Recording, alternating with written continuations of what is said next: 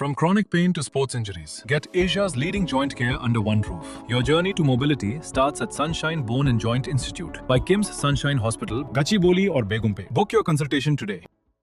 కేంద్ర ప్రభుత్వం పెంచుతున్న పెట్రోల్ డీజిల్ ధరలను తగ్గించాలని ఈరోజు కాంగ్రెస్ పార్టీ సికింద్రాబాద్ జిల్లా కాంగ్రెస్ నగర కాంగ్రెస్ తరఫున ఈరోజు మేము యొక్క నిరసన ర్యాలీ తీయడం జరిగింది.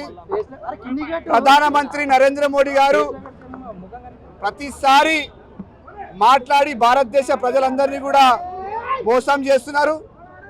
ఆయన ముఖ్యంగా మధ్యతరగతి కుటుంబం, లోవర్ మిడిల్ క్లాస్ కుటుంబం వాళ్ళని మోసం చేయడానికి ప్రయత్నం చేస్తున్నారు. ప్రధానమంత్రి గారు ఎలక్షన్స్ కాకముందు ఒక మాట మాట్లాడిండు, ఎలక్షన్స్ అయినాక ఇంకొక మాట మాట్లాడుతున్నారు. ఈరోజు ప్రధానమంత్రి గారు మాట్లాడుతూ ఏమని చెప్తున్నారంటే భారతదేశ వాసులందరికీ కూడా అప్పీల్ చేస్తున్నారు, ఎవరు కూడా పెట్రోల్ డీజిల్ వాహనాలు యూజ్ చేయకండి, ఎవరు కూడా బంగారం కొనకండి, ఎవరు కూడా విదేశీ యాత్రకు పోకమని చెప్తున్నారు. ఇవన్నీ ఆయన చెప్తూ మరోవైపు మనం చూసినట్లయితే ఈరోజు కూడా విదేశీ యాత్రలో ఎవరున్నారు? ప్రధానమంత్రి గారు విదేశీ యాత్రలు ఉన్నారు. ఈరోజు ప్రధానమంత్రి గారు పెట్రోల్ డీజిల్ వాహనాలు కొనొద్దని చెప్తున్నారు. మిడిల్ క్లాస్, లోవర్ మిడిల్ క్లాస్కి ఒక కళ ఉంటుంది, జీవితంలో ఒక లక్ష్యం ఉంటుంది.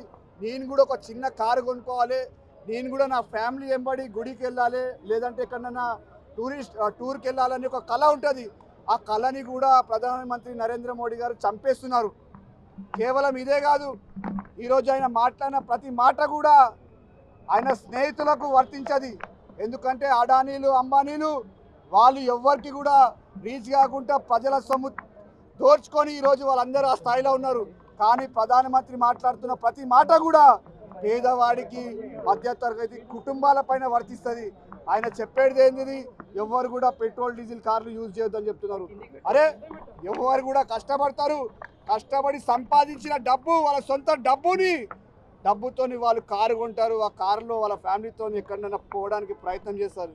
అలాంటిది ప్రధానమంత్రిని నిజంగా కూడా ఎగ్జాంపుల్ సెట్ చేయాలనుకుంటే ఈరోజు ఆయన తిరుగుతున్న విదేశీ యాత్రలన్నీ కూడా క్యాన్సిల్ చేసుకొని భారతదేశంలో ఉన్న పేదవాళ్ళ దగ్గరికి వెళ్ళాలి, భారతదేశంలో ఉన్న పేదవాళ్ళు పడుతున్న బాధలు చూడాలి.